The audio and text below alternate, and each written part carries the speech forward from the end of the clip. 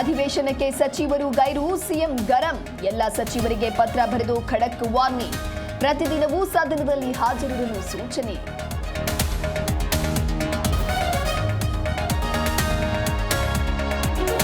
ಬೆಳಗಾವಿಯಲ್ಲಿ ದೇಶದ ಅತಿದೊಡ್ಡ ರಾಬರಿ. ಖಾನಾಪುರದಲ್ಲಿ ನಾಪತ್ತೆಯಾಯಿತು 400 ಕೋಟಿ. 3 ರಾಜ್ಯಗಳ ಪೊಲೀಸರಿಂದ ತನಿಖೆ ಚುರುಕು.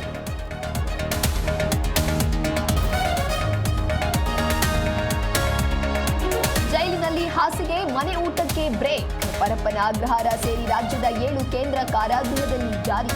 ಕಾರಾಗೃಹ ಇಲಾಖೆ ಹೊಸ ಮಾರ್ಗಸೂಚಿ.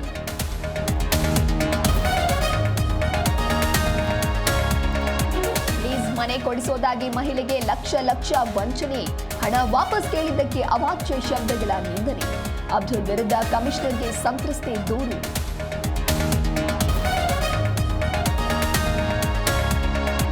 ಕೆಎಂಎಫ್ನಿಂದ ರಾಜ್ಯದ ಜನರಿಗೆ ಗುಡ್ ನ್ಯೂಸ್. ಇನ್ಮುಂದೆ 10 ರೂಪಾಯಿಗೆ ಸಿಗಲಿದೆ ಹಾಲು, ಮೊಸರು. ಶೀಘ್ರದಲ್ಲೇ ಎಲ್ಲ ನಂದಿನಿ ಮಳಿಗೆಗಳಲ್ಲಿ ಲಭ್ಯ.